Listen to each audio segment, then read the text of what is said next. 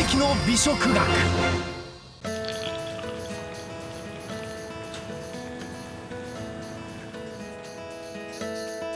程よい渋みと爽やかな香りが特徴の緑茶。静岡茶や宇治茶、知覧茶などが有名。そして高知にも土佐茶と呼ばれる緑茶が存在する。しかし先ほどの緑茶に比べ緑緑していない。その味について日本で15人しかいないと言われる茶師10段はこう語る。いや、渋みうまみのバランスが大変良くて風味豊かなお茶だと思います。さすが土佐茶だと思います。さらにまずはお味の濃さですね。一回飲むと忘れられないインパクトがありまして、そう、土佐茶は他の緑茶に比べ渋みと旨みのバランスが良く、一度飲むと忘れられないと専門家は絶賛する。しかし土佐茶ってご存知ですか？あんまり知らなかったです。知らないですか？すみません、全然知らないです。高知県人も知らないという土佐茶。一体なぜ知られていないのか。そして土佐茶のうまさとは。その秘密に迫る。ちなみに皆さん、緑茶のことどこまで知っていますか？緑茶ってどういうイメージ持たれますか？緑茶、カテキンが入ってて、体にいい。日頃から飲むもの。実は緑茶には煎茶、玉露茶、かぶせ茶、ほうじ茶などがあり、これらを総称して緑茶と呼ぶのだ。一般的に緑茶といえば煎茶のことを指す場合が多く、その生産量は緑茶全体のおよそ6割ほど。同じ煎茶なのに静岡や宇治のお茶と土佐茶とはこんなにも色が違っている。一体なぜなのか。さらに味についても専門家は。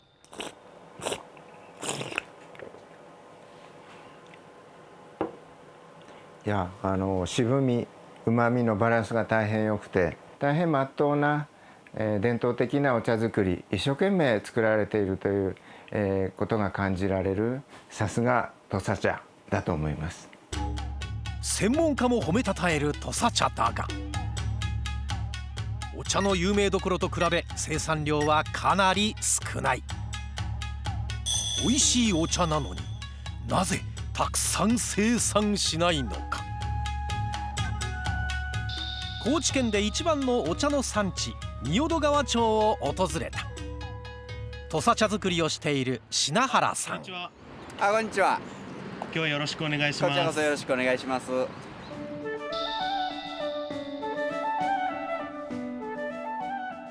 お茶の作り方として量を重視するよりは品質重視っていう形で目数をどんどん減らすような作り方をしてますね。100目数があるのと50目数のあるのやったら50の方が目数は少なくて量も減るんですけど、数が少ない分養分が集中するんでいいものが取れるんですよ。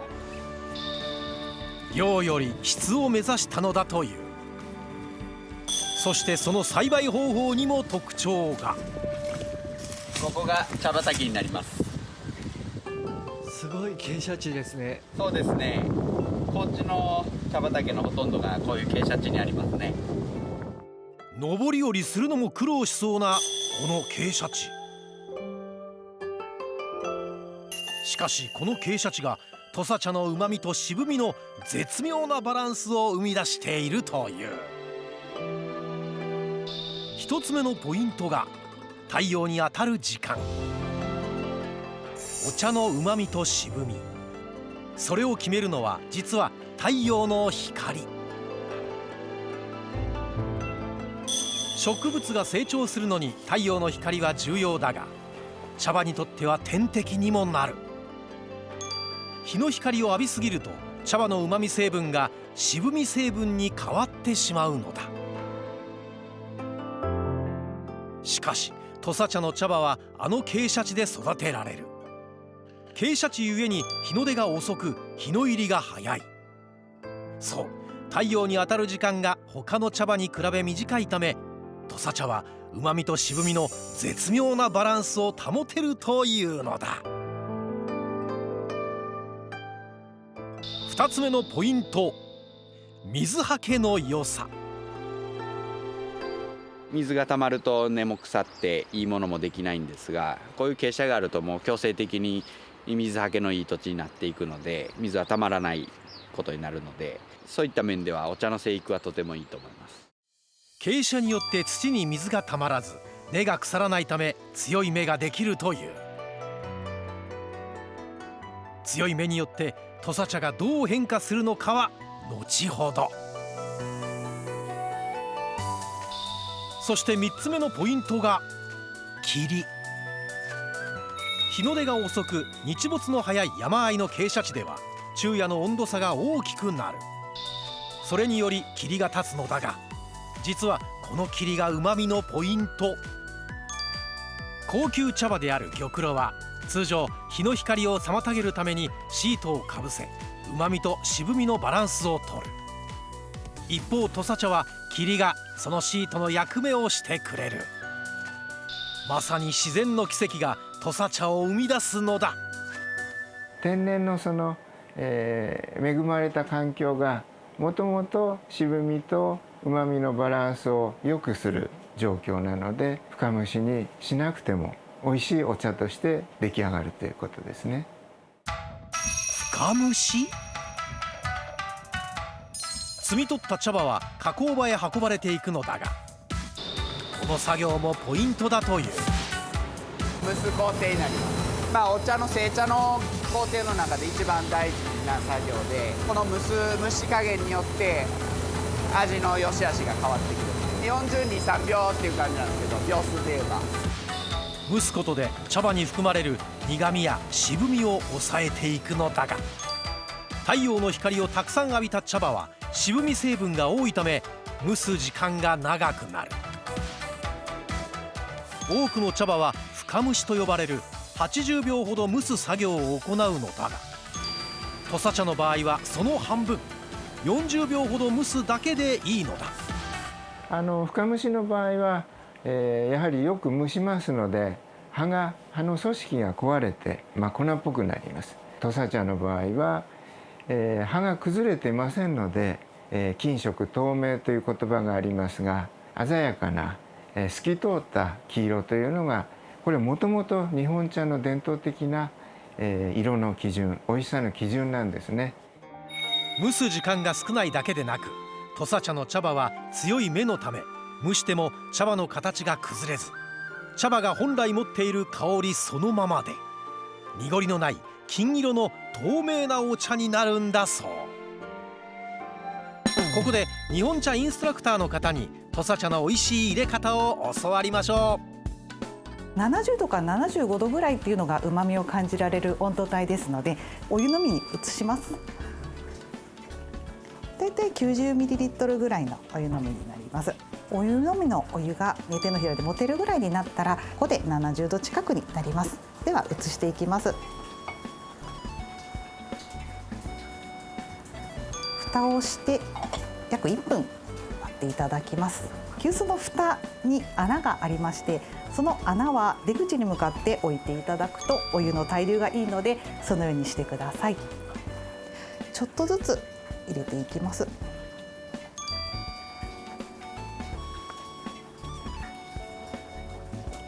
お水が急須によってまろやかになって、またお茶っ葉から入れることによって抽出効率が大変いいです。しっかりと広がったお茶っ葉から、味をしっかり楽しめるということで、やっぱり急須をおすすめしております。4月中旬から6月末までほぼ毎日行われている土佐茶に関するある現場に潜入。すると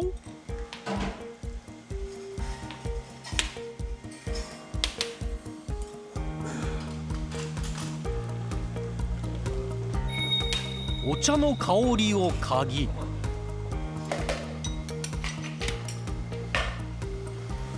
お茶を味わう方々。実はこれ土佐茶のせり。各地域で作られた土佐茶の味や香りを茶商たちが査定し、ブレンドしたい茶葉を買ってゆく。今日はどちらからいらっしゃったんですか？自分は静岡県の藤枝市というところから来てます。高知県のお茶が必要として、好きでありね、でわざわざここまで足を運んで、高知のお茶を買いに来てます。お茶の本場静岡の茶商も買いに来る土佐茶。そんな土佐茶を全国に広めたいということで、料理にしてもちょっとアクセントになって美味しく召し上がれると思います。なんと土佐茶を料理に、その使われ方にびっくり。さらに大豊のご石茶、ご石茶が有名かな。全国どこにもない独自の製法で作る幻のお茶の魅力を大公開。茶畑ですか？そうです。そんな茶から全部刈り取るんですか？旨味と渋みの絶妙なバランス。そんな土佐茶の味を求めて、今日はどちらからいらっしゃったんですか？自分は静岡県の藤枝市というところから来てます。高知県のお茶が必要として、好きでありね。お茶の本場静岡県の茶商がわざわざ買い付けに来るほど。しかしやっぱり傾斜地でもありますし、中には石段なんかもあったりするので、大きな機械入れられないっていうので、規模拡大しようと思ってもなかなか簡単にはいかないっていうところで、傾斜地で育てるため大量生産が難しく、土佐茶の名前は全国はおろか県内にも広まっていない。そんな土佐茶を広めようとある取り組みが。こちらアスナロさんでは、こちらが今限定のお茶の新芽の天ぷらです。お茶の新芽の天ぷら。この風味が美味しいですよ。ちょっと苦味もある。ちょっとね、出ますね。そう、こちらのお店では土佐茶の料理がいただけるのです。新芽が取れるこの時期にしか味わえない新茶の天ぷら。ほろ苦いお茶の味楽しんでもらえます。でその中にも爽快感とか爽やかさも感じれますし、お茶ってこんな味なんや、こんな形なんやっていうのをしっかり目で見てもらえることができるので。さらに土佐茶で炊いた炊き込みご飯に土佐茶の味噌が乗ったおむすびや、土佐茶を練り込んだ団子のお吸い物など、土佐茶が丸ごと味わえる御膳が人気。さらにこの世の中にない食べ物、お茶の食べ物を作りたいというふうに考えたのがきっかけで、その料理が土佐茶のうどん。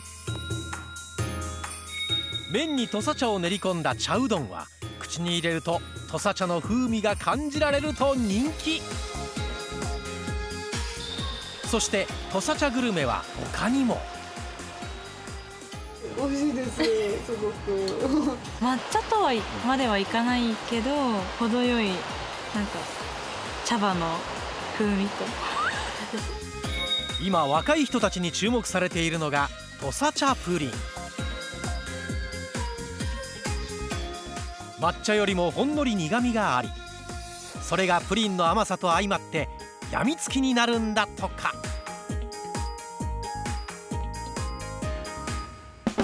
そんな土佐茶のプリンを作っているこちらのカフェでは、土佐茶尽くしのパフェも。土佐茶を使っているのはソフトクリームだけではなく、このラスクにもバターに土佐茶を混ぜたものをパンに塗っているんだそう。さらには土佐茶と生クリームを包み込んだ水餅まで。さまざまなアイデアで土佐茶の魅力を伝えようとしている中、スタッフはお茶に関するこんな話を聞いた。大豊の碁石茶、絶滅寸前にあったという。あ、絶滅寸前なんですか。酸味がある。碁石茶が有名かなと。飲んだことあるんです一回。美味しくて。はい、すごく美味しかったですよ。高知県人が口を揃えて言う碁石茶。何でも大豊町で作られているとのこと。そこには碁石茶協同組合なるものがあるというので、早速伺い話を聞いてみることに。碁石茶ってそもそもどういうものなんですか？碁石茶はお茶を発酵させて作った発酵茶の一種です。発酵茶。はい、これが実際商品の碁石茶です。こちらが碁石茶。碁石とは囲碁の碁石と書くらしい。ちょっと開けてみますね。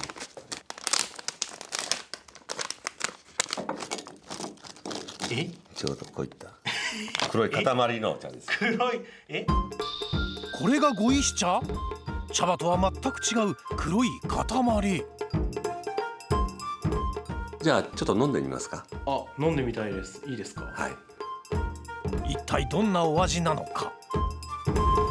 この中にさっきのね、この碁石茶一つ一かけら、これをこの中へ入れるよ。茶葉の塊を直接沸騰したお湯の中へ。弱い火で、10分ぐらい煮出すんですけど、そしたら碁石茶の中の成分がずっとこの中に出てきます。急須ではなくやかんで煮出しても十分美味しいのだという。これが今煮出した碁石茶です。普通のお茶に比べてそうですね、濃い色ですよね、やっぱり。お味は？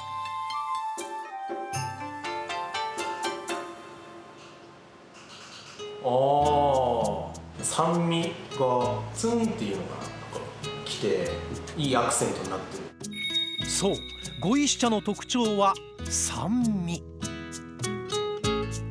専門家に聞くと、普通の緑茶とかはその製造に微生物が関わることはないんですけど、大豊町の碁石茶はその製造に微生物を使って、製造している珍しいお茶です。後ろの発酵茶って書いて高発酵茶っていうふうに言うんですけども、その中でも碁石茶は2段階の発酵をするので2段階発酵茶っていうふうに呼ばれています。おそらく世界でも珍しい。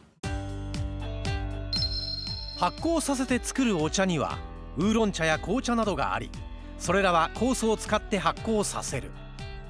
しかし碁石茶は微生物を使って発酵させる秘伝の2段階高発酵茶。中国から伝わり、江戸時代にはここ大豊地域で作られていたという。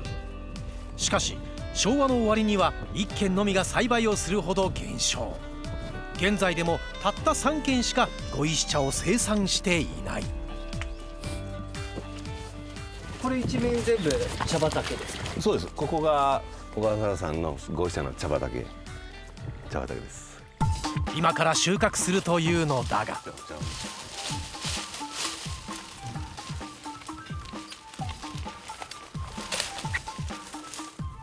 そんな下から全部刈り取るんですか？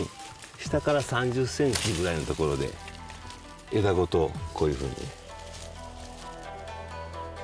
なんと碁石茶は芽を摘むのではなく枝ごと刈り取っていくのだ。新芽が大きくなって硬くなったお茶の葉っぱを使います。そしたら発酵しても丈夫というかな。肉厚に育った茶葉を枝ごと刈り取り蒸していく。枝ごと入れて蒸すことで茶葉同士の密着を防ぎ、蒸気がムラなく行き渡るんだそう。こうして蒸されたら枝を取り除き選別した茶葉だけに。そしてここで1回目のカビ付けを行います。このむしろに、それとこの部屋に碁石茶の菌が住み着いてます。でその菌を葉っぱの方に、移して1回目の発酵をさせます。このカビ菌こそが大豊町でしか碁石茶を作れない理由。